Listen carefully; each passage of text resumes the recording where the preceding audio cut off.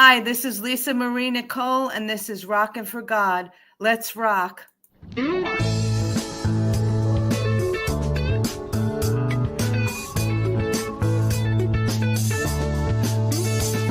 a light at the end of... Hi, everyone. This is Lisa Marie Nicole, and this is Rockin' for God. And I have a really good show for you tonight. I have Black Dog Indie Radio. Phil Kranz is going to be on. He's a good friend of mine, and we're going to have a great show tonight. We'll be right back. Know you care, God.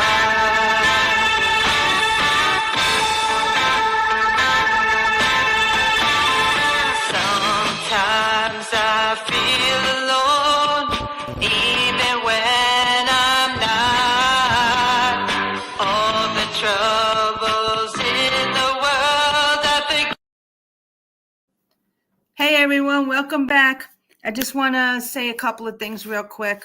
I have a bunch of shows coming up in June. As everybody knows, my shows are on Sundays now. Sunday nights is 6 p.m. Eastern, and also some Fridays I'm doing, I'm throwing some Fridays in there, depending on what people want. But I'm trying to get every Sunday scheduled, so I have a bunch of shows coming up. My new book has been out. I'm sure you guys have seen all of my videos that I've been posting everywhere. Poetry for the Soul. It's doing very well. I've been getting very good reviews on it. If you want to get a copy of it, it's going to be available tomorrow as a Kindle digital download on Amazon. But I have signed copies on my website that you can get. And that is a paperback, which you could also get on Amazon. I have a new song I'm going to be recording called The Resurrection and the Life. And that will be released on June 25th on my birthday. And that's all I'm saying about that. You'll find out more later on. So anyway, let me bring on my good friend, Phil, and let's talk to him. Hi. Hey, brother. How are you? I'm doing fantastic. How are you? Good. I can see you fit your hat in the picture.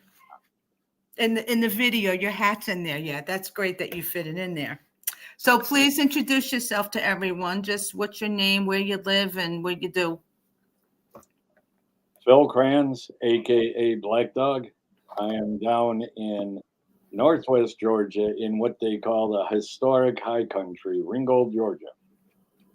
And I have got a multitude of radio shows that I do. I forget how many I do and which ones I do. That's good. So when did you start Black Dog Radio, or when did you start your first radio station? Oh, God, we got to go back. I actually started radio when I was in college. I was working for the college radio station and the college newspaper. And so I didn't have an actual show that I did. I was kind of a filler. So if somebody couldn't come in, they would have me come in, which I loved it because I could screw up and I wouldn't get the blame for it. I didn't know their format. What kind of music they played. So it gave me an easy out.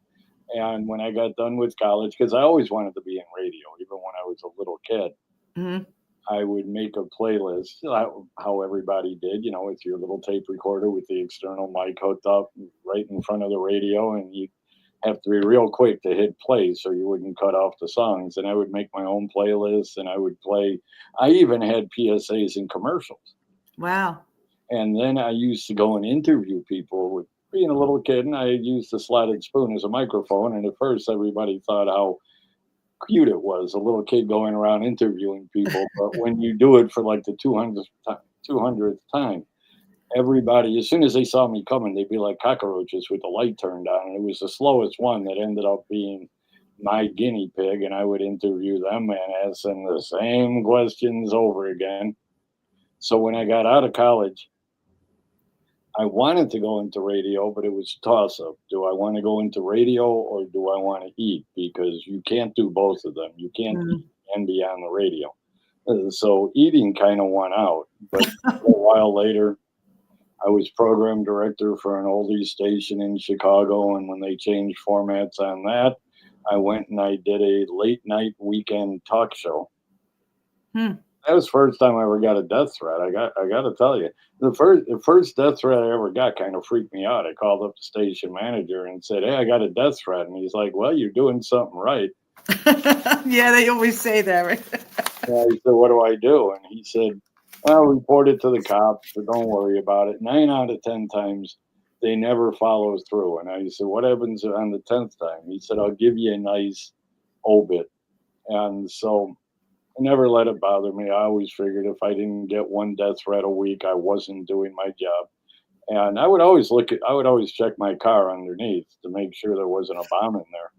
And then I moved down here, and I don't know. I think all the gods kind of everything just came right into play because I got hooked up with a car club down here, and they were doing live remotes from the car show that they have in downtown Ringgold once a month.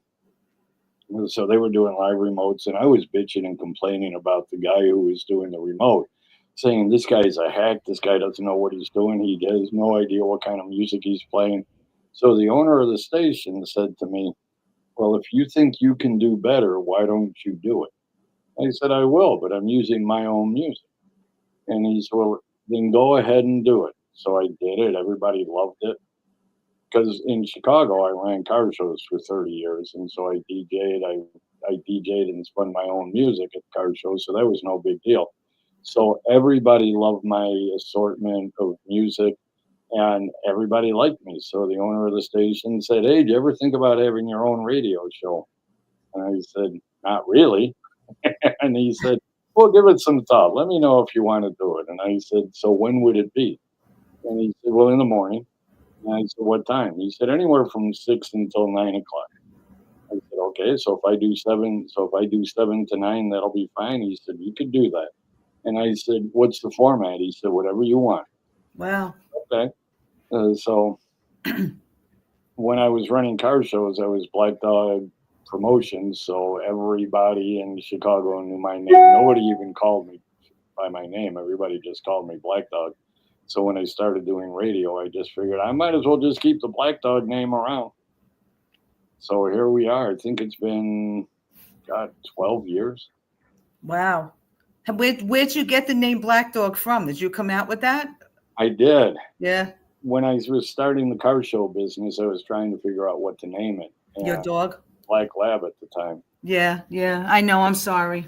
He was laying next to me, and I was gonna originally call it Black Lab, and I'm like, no, it doesn't sound right. I'll Yeah. just call it Black Dog. So, hey, 30, God, that was in 1990, mid 90s when I started Black Dog. Wow. And And that sounds like a real country station, a real country thing with Black Dog. I like Black Dog, and everybody said, "Oh, you got the name from ZZ Top." I'm like, "Huh?" And they're like, "Well, didn't you get the name from ZZ Top?" I'm like, "I have no idea what you're talking about." So you're a songwriter also, right? Which I didn't know about you. I wrote one song. Okay, let's not get crazy. All right, And I'm gonna play that for you guys soon. cover your ears. That's all I have to say. Cover your ears. I wrote the song in 1980. It's about a girl, if you can imagine that. It was my senior year of college in the summertime. I was going to summer school, and I went out with one of my friends. We went to one of the local bars, and we walk inside the bar, and I see this girl sitting at a table, and I told my friend, I said, "I got to meet her." And he said, "Well, just follow my lead." So I said, "All right."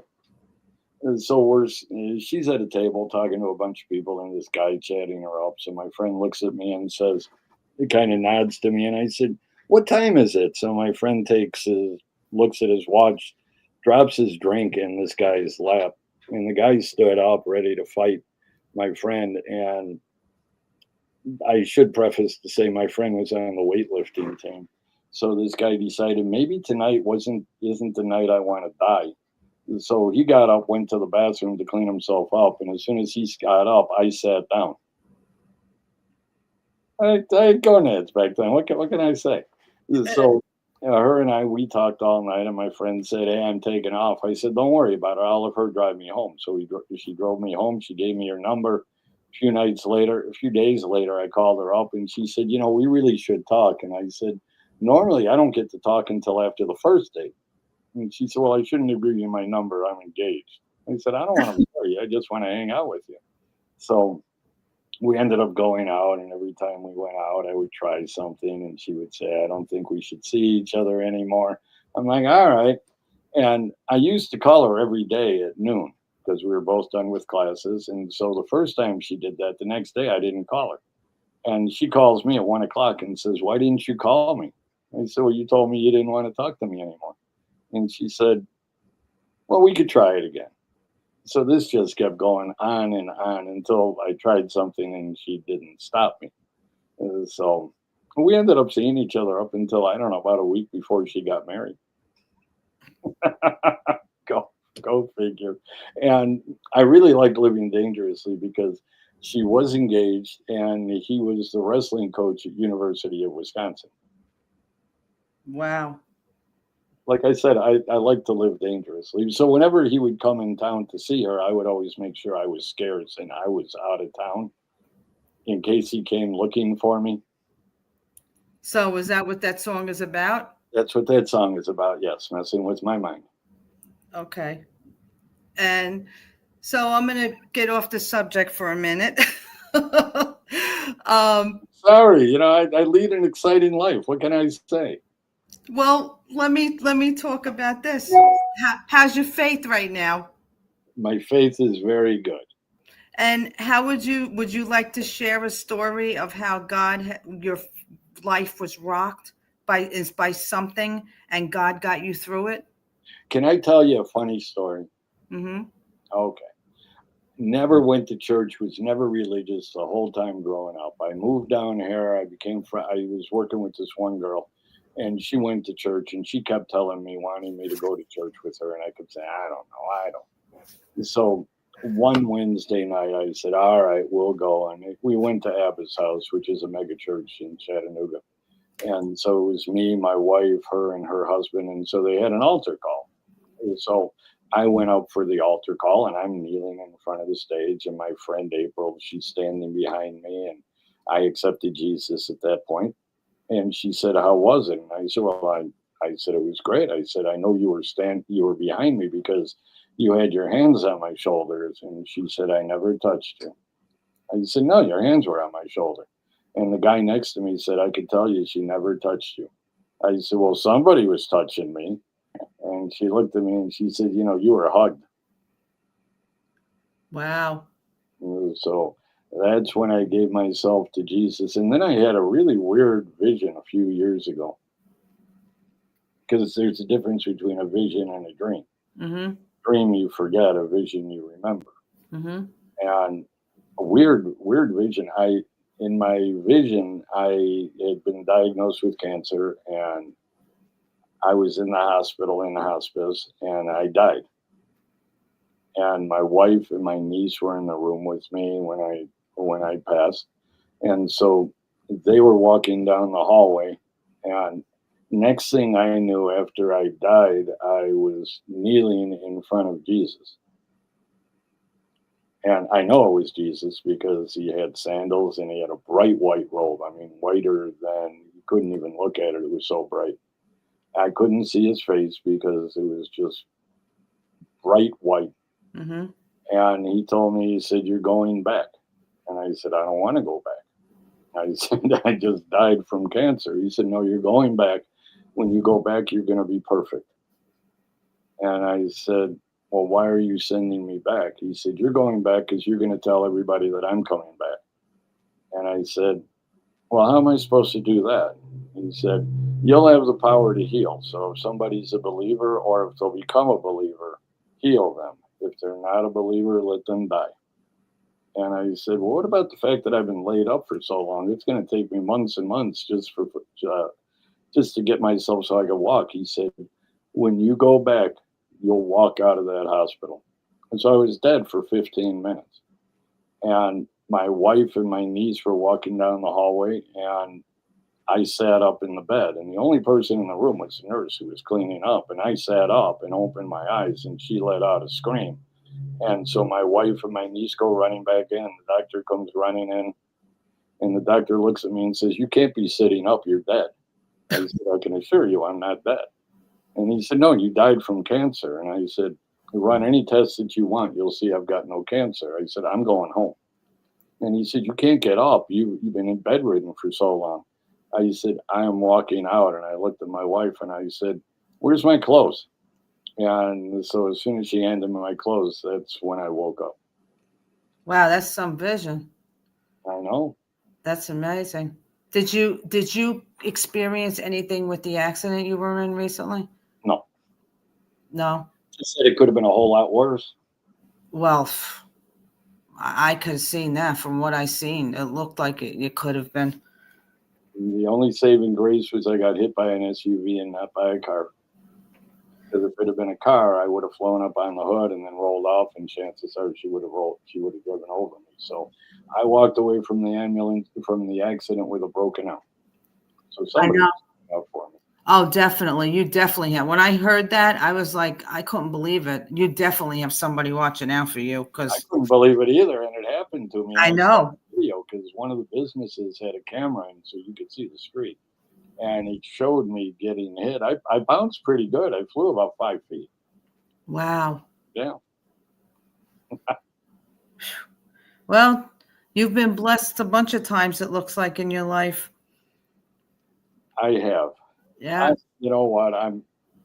They say that when God opens one door, he closes another. And so when we moved down here, it was the second chapter of my life, because he could have had us move anywhere. Mm-hmm. But moving right here at that exact time is what gave me the opportunity to do what I'm doing now. And that's exactly the same thing with me moving to Florida. That was a blessing also. That opened up many doors for me. So I understand that how, that happened with you. Why? What happened with you that made you move to Florida and start the podcast and start the music? Well, we just wanted to get out of Jersey. We wanted to go something different, and we prayed on it, and we came down here and looked around, and God just placed everything in front of us for us to, to change our lives. And moving here was just a blessing, because I started getting into songwriting, which I never did before. So, because I've been writing my whole life, but not songwriting. And then I got into songwriting for him. And then I started, my podcast later on, actually. But, it was, everything happened good for me since I moved here. So like you said, he puts you in places where he wants you to be. You just have to have the faith to go through the door when he shows you the door. Oh, yeah, definitely. Mm-hmm. There's a lot of people, he'll show you the door. But there's a whole lot of people who are afraid to open that door. They don't know what to expect. But hey, you know what? If he sends you there, you have to have the faith that he's sending you somewhere that he wants you to be. Well, that's why he has people on this earth that are his hands and feet that are supposed to show people the way to the door. And it's up to them if they want to go through that door or not. You're in New Jersey. Sometimes. My friend Arnold, he lives in New Jersey. Who? Arnold Conley. Yeah. And I always refer to it as the hotbed of country music. Mm-hmm. He gets a big laugh out of every time I say that. That's funny. Well, let me play your song real quick. Your wonderful only song that you did. I actually like it. It's not under my name. I wrote it under a synonym. Say that. Try to spell synonym. Okay, really, it's not as easy as it sounds. But I wrote it under a different name because I figured this way if people heard it and they thought, God, that's the worst thing I ever heard. I just no, somebody sent it to me. So, but it's under Otis and the Gaslighters. Otis because my truck was named Otis. Okay. So your truck's name's Otis, and Messing with My Mind. Yes. By Otis and the Gaslighters. I won't say who really wrote this. We'll be right back.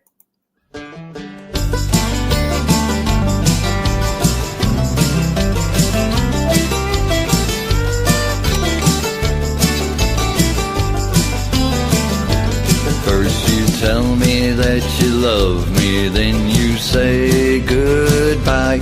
Then you tell me that you want me to come back one more time. Oh, you tell me I should go, and then you say come back. Girl, I'll tell you, this whole thing is giving me a heart attack. Girl, I wish that you would somehow finally make up your mind. Either you do or you don't want to see me one more time. Oh girl, I wish that you would somehow finally make up your mind.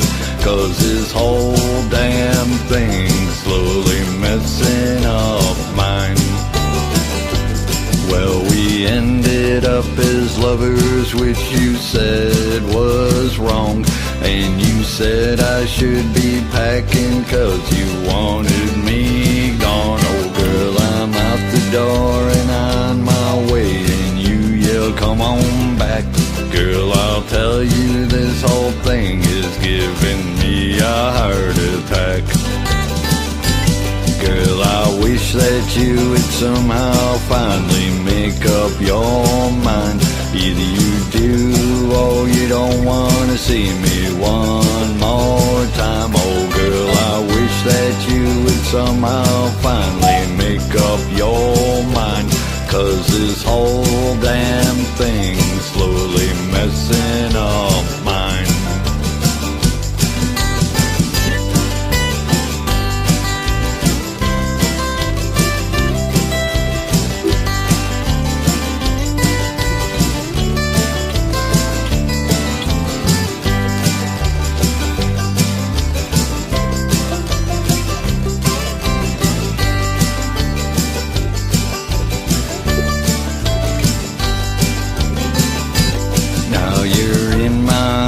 Again, but somehow I can tell that any minute now you'll say that I should go, and then I'll open up the door and I'll be on my way. And once again you'll plead with me to stay, stay, stay. Girl, I wish that you would somehow finally make up your mind. Either you do or you don't want to see me one more time. Oh girl, I wish that you would somehow finally make up your mind. 'Cause this whole damn thing totally messing up mine. Yes, this whole damn thing is slowly messing up my mind. Well, that wasn't so bad. My mom said it was good foot tapping music. So who wrote that? Who wrote the music for? Who did the music for I that? gotta give all the credit to my good friend Donnie Hammonds at After Dark Studio. Yeah, that's pretty good music. That's really country. I like it. I went into it. I went to a studio. I had the lyrics. I mean, I Yeah. wrote the song in 1980. It only took me 42 years to get around to recording it. And so I sang, I hummed it. And he's the one that put all the music to it. So he played all the instruments. The only instrument he didn't play was the drums. Everything else he played. Wow. And he really did a fantastic job putting that together, mixing it, mastering it. And so, hey, hats off if you're looking for a good producer. Where's he from? Nashville? No. God, there's no way I would ever use anybody in Nashville. I despise Nashville with a passion.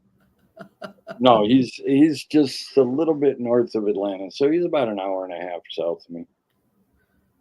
So I noticed that the music industry is really getting big in Atlanta recently, huh?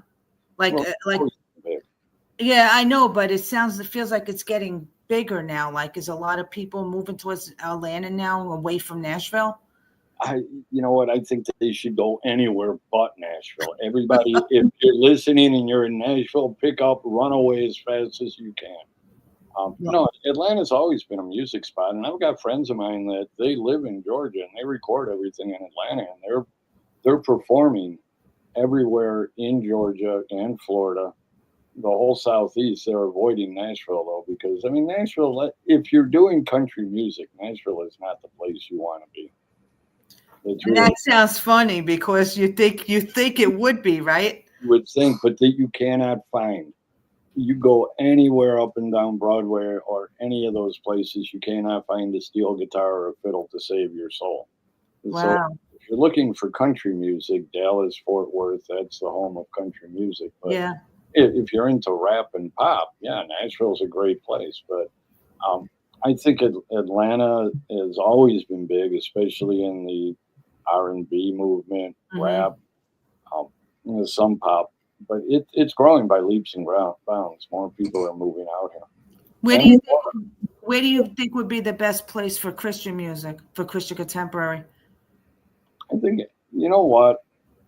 I don't think it really matters where you live at, because with the internet, you can put your music out there worldwide. I think a lot of people think they have to be in a certain location, but when you go to a place like Nashville, there is so much competition and there are so many bars and so many people performing at the same time. You're playing to drunk college students walking up and down Broadway. When they walk out of the bar, if you were to take a poll and ask all those people, hey, who is singing? They go, I don't know. Somebody. I have no idea who's singing. They don't care your background music for them. Yeah, that's true. I've got a good friend of mine, Jonathan. He lives in Georgia, just a little bit south of Atlanta. And he's doing fantastic, just performing in Georgia and also in Florida. He's making a name for himself. He's going to venues. He's packing the venues. People love him, and he's doing it without going to Nashville. And so it can be done. Yeah. You could be anywhere. You know what? You could be in Podunk, Iowa, and you can perform. You'll find venues to play at, and the people that are going to those venues, they're going because they want to hear you. They're not going simply because you're not background music to them. Well, it's also a matter of what kind of venue you want to play. See, when you're a Christian artist, I really don't think you should be playing in a bar. You know what I'm saying? And I wouldn't do that. So it's a matter of where I want to bring my music and myself to, and I don't want to be in certain environments. So, I mean, I like to play at churches. I will play in any event if somebody wanted me to, like somebody's private event, their house, weddings, anything like that. But, even like a restaurant or something like that, or like I like to do festivals. I like the big festivals, the outdoor stuff, because that you can basically, you're your own boss. You could basically sing whatever you want when you do that. You had brought up house concerts. And yeah. That's really becoming popular now, and there's a whole slew of artists that are just wanting to do nothing but house concerts because you're going somewhere where people want you. Yeah, that's true. It's small, it's intimate. They might have 10, 20 of their friends there, and you're close enough that you're right on top of them and you're singing, and they give you food. So I guess it depends on where you go. But the great thing about doing a house concert is that the people, when you're there, the people that they invited, they're coming there because they want to hear you. And so you bring out your merchandise, your CDs, T-shirts, whatever, and people are going to buy them, and you're going to get a fan base, as opposed to like what you mentioned, playing in bars. And the people at the bars, they're going to be there whether you're performing or not. They have no idea who you are. They don't care who you are. You're background music to them. Yeah, that's true. And if you ask somebody, hey, what song did they just sing? I don't know. They're not paying attention. They are there to drink and have a good time. And that's why I won't do that, because my whole purpose of doing this is to spread a message. Right. So my lyrics are based on spreading a message to bring people to God. So I want to go someplace where people are going to listen to my lyrics, not drown it out with other stuff. No, listen, I appreciate that. I get that 110%, and I applaud you for that. Yeah, it's hard. You know how it is. You've been in the industry longer than me. You know how hard it is. It's and especially, Christian music is really starting to get big again. It It's is. starting to come back again because people are starting to get their faith. They're starting to talk about their faith more. And that's why I do this show. And that's the reason why I want to get out there more with my music, like I said, to spread the message and for people to hear the lyrics and hopefully help somebody, like you said, help somebody open that door.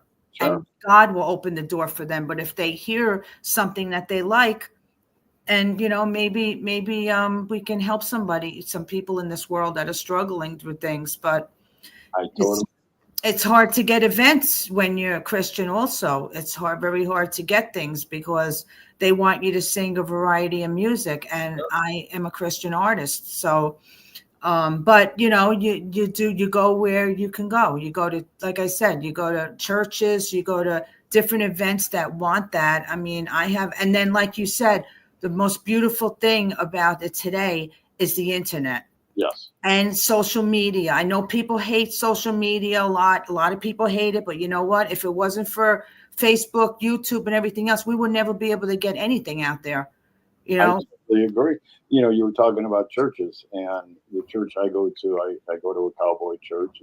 It's a little redneck church. It's in a barn with dirt floors. Wow. And the pastor of the church, he's a friend of mine, Scott Brown, and he spent 25 years in the rodeo, and he does Christian music. He performs wherever he can. He's gone out to Colorado, out to the West Coast, playing at churches, playing at festivals. And so he's doing well for himself. And Christian music, Christian country, Christian contemporary, that's growing by leaps and bounds. I mean, they even have their own music awards. They've got their own charts. So there's a whole lot of people getting into Christian music, which I think is fantastic. It is. I mean, it's, and a lot of people see competition out there, and there's too many people that are competitive with each other in this industry, which I understand why. But the way I look at it as a Christian artist is I don't see other Christian artists competing with me. And I hope they don't feel that either, because we're all serving God. I agree. We're all writing different lyrics, all of us leading to the kingdom, all of us. So we should all be working together as Christian artists to help spread the message, not be like other mainstream artists where they're at each other's throats all the time because, this one's doing better than that one. And you know how it is. So it's not even the Christian artists. It's all of the independent artists. There's so many people out there that view this as competition. Mm-hmm. And I believe that if somebody likes you, that for some reason they don't like them. And I always say, you could have more than one best friend. And I've never seen anybody's music library with just one artist or even just one genre, because everybody listens to different types of music during the day, depending on how you're feeling and depending on your mood. And I always said there's so many people in the world that you're gonna, even if you have one fan, there's billions of people in the world, and there's so many artists. Everybody's gonna have their own following of people that they're gonna like your music, and maybe they won't like yours, but they'll like yours. I mean, that's the thing that's what's beautiful about it. I agree. There's so many people that are out there, and there's enough people for all of us to succeed. So that's what I always said about that. Well, the other thing too is the fact that, like you alluded to, that there are so many people out there, and you build your audience one fan at a time. Mm-hmm. Go out there and suddenly get, 1,000 fans. You got to build it up slowly, and all it takes is the right people to hear your song at the right time. That's right. I always contend music is 90% luck, 10% talent. Because you could have the best song in the world, but if the right people don't hear it at the right time, it's not going anywhere. Yep. And I thank you and all the radio stations, especially the indie stations that play our music. Because, if it wasn't for the radio stations playing our music, nobody would hear it. I mean, yeah, you could promote yourself. I do it all the time. But like you said, and it takes years. I remember when I first got into music, somebody said to me, it could take 7 to 8 years before you get anything, before you get anywhere. That's what somebody said to me. That was in the industry for like 20 years or something. And Well, they it's true. I mean, Yeah. look, Toby Keith was in Nashville for 10 years before he got discovered. And they considered Toby Keith an overnight sensation. So 10 years is overnight. It's something, it takes a long time. And I remember I had this one girl, she was asking if I could book her somewhere. And I'm like, yeah, where do you want to go? And she's mentioning these places that she wants to go to. And I'm like, yeah, those places hold 1,500 people. And you're like, yeah. I'm like, don't you think you're going to be a little embarrassed when you have 4 people in the audience? I said, you start small. I said, is there a coffee house by your house? Yeah. I said, I'll tell you what, go to the coffee house, find 10 people to come and see you. Just 10. Go find 10. And she said, well, that's no problem. I said, good, then you shouldn't have a problem. I said, I'll call you in 2 weeks. You let me know how it's going. And she said, what about bars? I said, bars don't count. Those people are going to be there whether you're there or not. I said, find 10 people who are going to come out just for you. About a month later, I called her. I said, how's it going? She said, I'm having a hard time finding 10 people. I said, and you want it to be in a place that holds 1,500. I said, when you can get 10 people, then we'll work on 20 people. I said, it takes time. You have to build your fan base. I said, and you have to be out on social media, on Facebook every day, not doing music. It doesn't matter what you could do, what you do. You can tell a joke every day, a Bible verse, scripture, whatever you want. Just every day at the same time. Come on. And you don't have to be on there for a long time. Just a quick blurb. You don't even have to show your face. Just post a joke. Just post something. And eventually you'll find people are going to start following you. And if you're not on, people will start contacting you saying, hey, are you okay? Because you normally come on this. That's me. That's when you know that you're getting a fan base. And you know what? You just can't be discouraged. And the other thing is, you're either doing it, there's 2 reasons people get into music. The first reason is the right reason because it's a passion and it's what you were born to do. And you'll do it whether one person listens to you or 1 million people. The second reason, which is the wrong reason, is for fame and fortune because find fame and everybody's got a different idea of fortune. So if you're getting into it for fame and fortune, you're never going to last. That's what people ask me when I do interviews. What do you tell people out there? And I tell them the same thing you just said. If you're getting into it for fame and fortune, you might as well forget it now. Exactly. It's a passion. You're born to be a singer. You're born to be a songwriter. You were born to do this podcast. This is what your calling is. And hey, I applaud you for doing it. Thank you. But like you said, you have to stay visible. You have to stay out there and relevant in the world. I mean, I sometimes I feel like I post too much online, but then, I sometimes I do, sometimes I pull back. Sometimes I just want to get the message out there of things that I'm doing or whatever. But, it takes a long time to build a fan base. I mean, I just got 4,000 followers on Facebook. You know how long that took me to get 4,000 followers? It takes a long time, but you know what? You got to crawl before you can walk, and you have to walk before you can run. Nobody goes from crawling to running a marathon. And you just have to take your time, and you have to be patient. It's true. And the people spread the word for you. Well, yeah, if, like you said, if you build a fan base, and then that's when people start talking, say, hey, did you hear so-and-so's new song? Or did you hear them, blah, blah, blah. And then your name gets out there and then people know you. And that's, it's hard to wait for that. But you know what? It's patience. It is. Patience is a virtue. But the whole thing is, it's like you were talking about with social media. And I do, because, I do my top 20 and I do it different than everybody else. I really do. And I make no apologies about that. But I post my playlist song by song and I tag each artist. And I do it because it forces artists to do something they're not familiar, that they don't like, they're not comfortable doing. And that's self-promoting, because there's so many people out there who are under the impression that if they go out and they promote themselves, that somehow they're bragging. And it's like, no, bragging is going out saying, listen to me, I'm the greatest person in the world. Mm-hmm. But self-promoting is saying, hey, I'm a singer, I'm a songwriter, I've got this song, would you give it a listen? And there's nothing wrong with self-promoting, because if you don't promote yourself, there's nobody in the world that can, because you are your best promoter. Mm-hmm. You can hire all the promotion companies you want, but they're not you. I'm so glad you said that, because especially with the Christian artist, you've had some people saying, well, if you're a Christian artist, you shouldn't be out there promoting yourself and saying blah, blah, blah, blah, blah. Why? So you know what I tell them? I'm promoting God. That's right. That's what I tell them.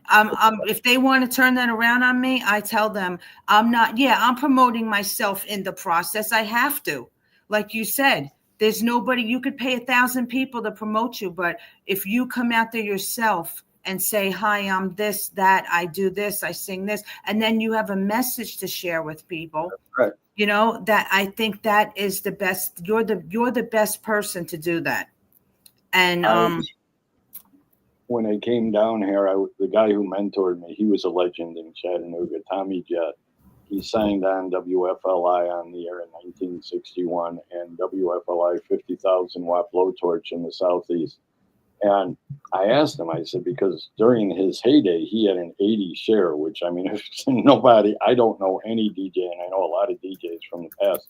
None of them could ever accomplish an 80 share. That means 80% of the radios that were turned on when he was on the air were listening to him. mm-hmm. I asked him, I said, how did you handle the fame? And he said, how many times does the Bible say to be humble? I said, a lot. I said, that's right. He said, always be humble. He said, if you walk into a room and nobody knows you, by the time you leave, everybody should know your name. But be humble. Nobody likes a braggart. Mm-hmm. And always be nice. He said, never be mean. He said, and the most important thing, treat everybody like they're your long-lost friend. But be nice. And I'd be out places with him, and people would come up and say, Tommy Jett, and he'd be talking to them, and they'd leave, and I'd be like, who is that? He's like, I don't know, but remember, always be nice. So, hey, you know what? Those are words to live by, because... Oh, yeah. Be kind. Always be kind. Well, there's so many people out there that they get wrapped up, and they actually start believing the hype about them, and they walk around thinking that they're better than everybody else. Yeah. Nothing will destroy your career quicker than being arrogant. Yeah, you're true. And there's so many people that are in this industry, and it's, and like you said, you be kind to people, because I always said, you never know what somebody's going through in their personal life. Exactly. And everybody's going through something. Everybody out there that's leading the perfect life. I mean, let's face it, the Adventures of Ozzie and Harriet and Leave It to Beaver, those were TV shows. Nobody has the life that's perfect. Everybody's dealing with something, and everybody's going through something. And you can't look down on people. You can't dismiss people, because you know what? Everybody's dealing with something.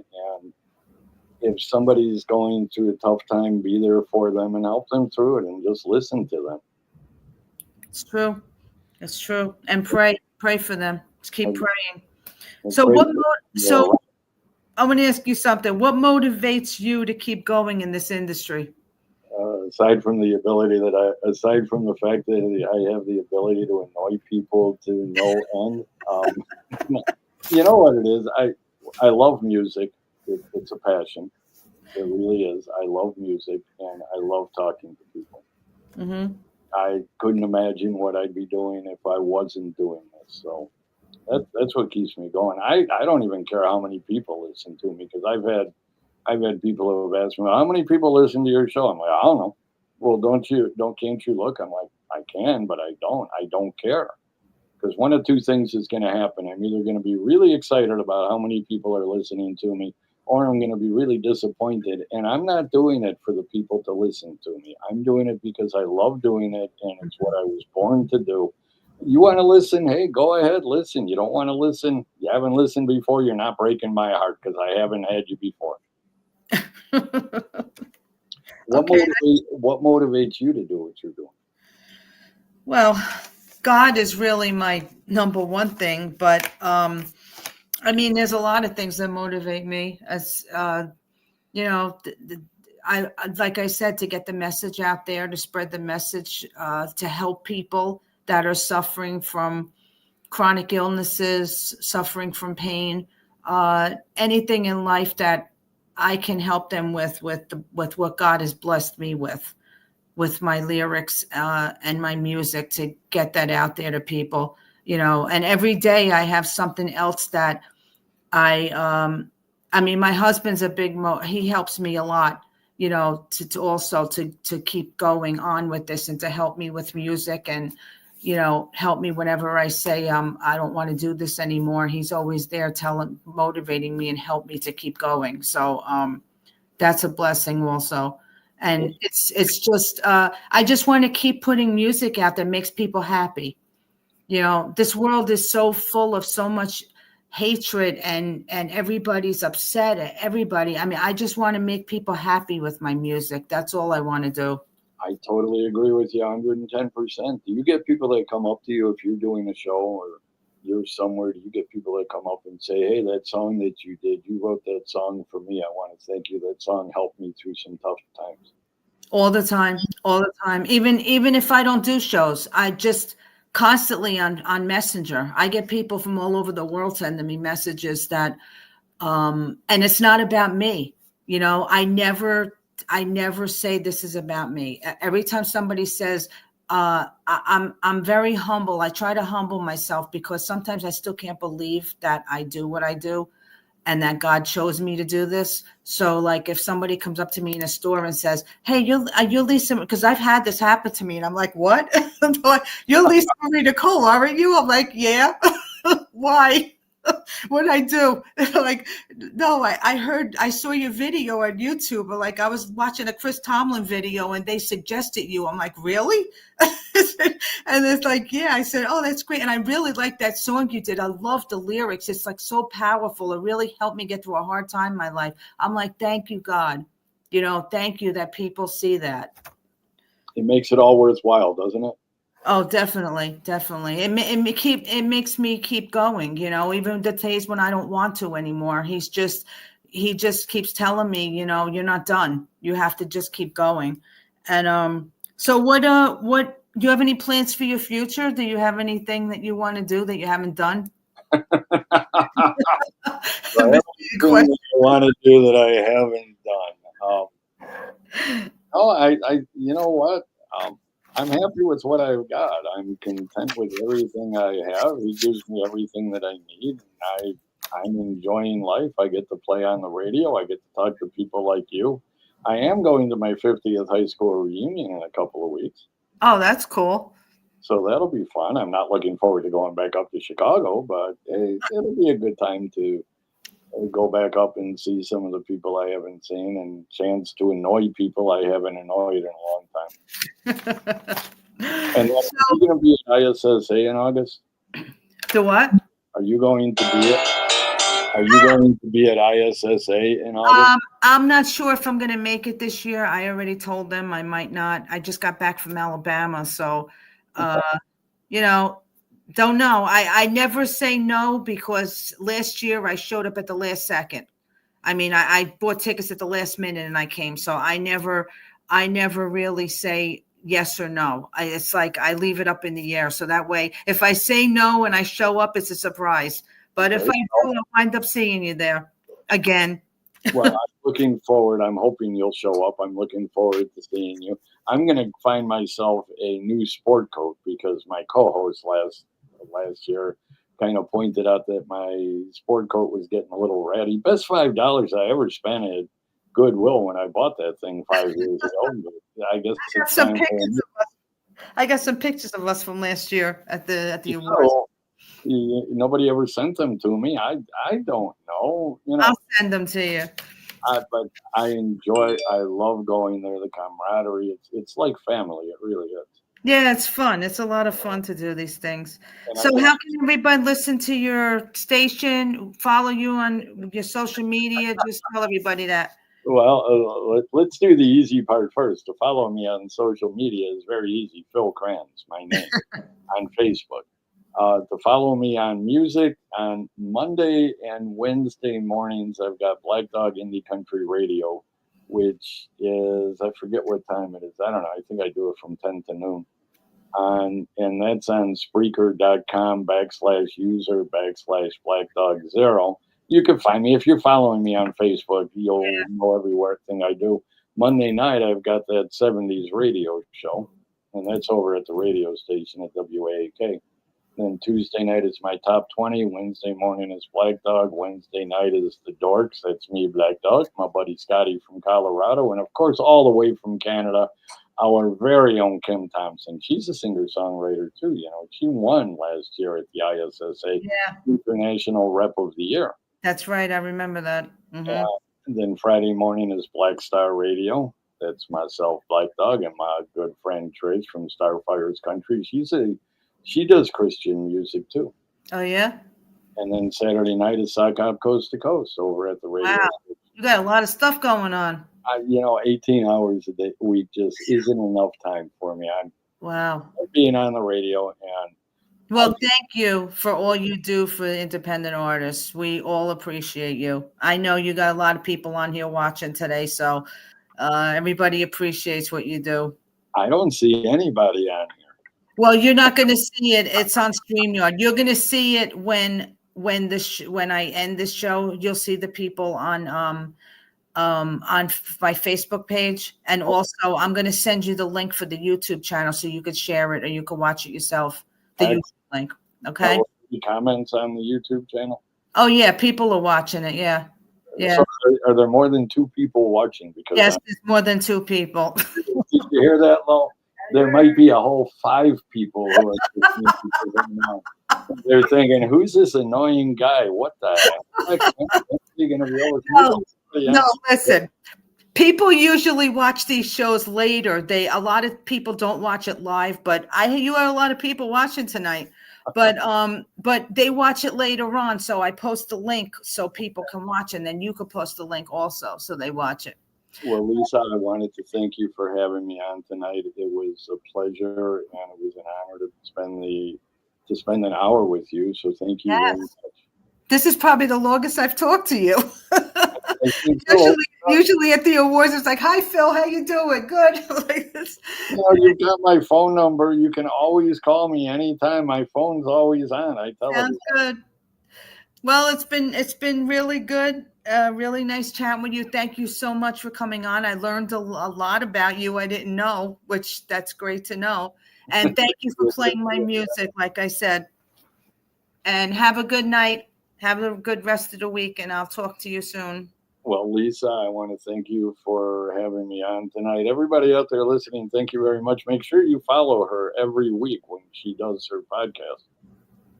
Thank you. And my music. And, well, of course, and your music. And we love your music. So just keep sending me your music. I'll keep playing it. How's that sound? Sounds good to me. Thanks, brother. Have a good week. I'll talk to you soon. Bye. Bye-bye. Okay, guys. I hope you enjoyed that show. That was a really good show. I don't have a video to play for you tonight. I usually play one of my song videos after the show, but I do have a short commercial that I made about everything that I have going on right now. If you just want to listen to it. I think it's 2 minutes long. I'm going to play that at the end of the show. Real quick, I just want to tell you, coming up, I have Friday, July 13th, I have Lawrence Hancock. He's a gospel singer. He will be on. June 15th, Sunday, I got Richie LaMonica. He was supposed to be on last month, but that show got canceled because of the weather. So he will be on again. And I got Elaine Springer on June 29th. Then I have Phyllis Salter again coming back on in July. And Deacon Howelberg Sivers, they were 2 of my first guests when I first started this show 2 years ago. So they are coming back on, and they're going to update on their lives on what has been going on since I first started the show. So I'm really looking forward to that. July and August, I have them. So I'm going to play this video for you guys. Don't forget, you can get my Poetry for the Soul book right now on LisaMarieNicole.com. And my music is also on there and on all streaming platforms. So I will see you on Friday, June 13th at 6 p.m. right here. Everybody have a blessed week. God bless you. Hi, this is Lisa Marie Nicole, and I have a quick announcement about Lisa Marie Nicole music. Lisa Marie Nicole Music is 3 ministries in one. I am a Christian songwriter, recording artist. I am a published author, and I am also a podcast host. Now, if you're watching this on Rockin for God podcast, you know how my show is and what I do on it. So I'm looking for people who want to be on this show. It's about faith and it's about music. So you don't have to be in the music industry. You could be a singer, a songwriter, an author. You can be anything to do with music or writing. But you have to have a strong faith in God, because that's what my show is about. So if you'd like to be on this show, I am booked up right now until almost August. But if you'd like to be on this show, you can contact me through lisamarinicole.com, my website. Leave me an email, or you can go on Messenger and you can leave me a message there on Messenger, and I will get back to you. Also, if you would like to buy any of my music, all of my music is on every streaming platform worldwide. But my new album, Ascending Journey, the physical CD you can get on my website along with all of my other CDs for $15 with $2 shipping. I also have these digital also on my website, so if you download it, it will all go to me and not the streaming sites. Also, my books. My first book was released October 24. This is The Christmas Stranger. And this one was just released 2 weeks ago. It's Poetry for the Soul. If you like any of these books, this is $15 and this is $20 with $2 shipping on each one. And please, if you like the content that I'm putting out, whether it be my music, my songwriting, or my books, can you please just do me a favor and leave me a review on my website? You just go on my website, you move down to where it says reviews, and just leave me a short review. You don't have to put your name in. Just review, because it helps me to get my ministry out there more, and it helps me to grow in my ministry. So once again, I want to thank you so much for watching my shows, and I want to wish everyone a blessed weekend, and God bless you, and I'll see you again.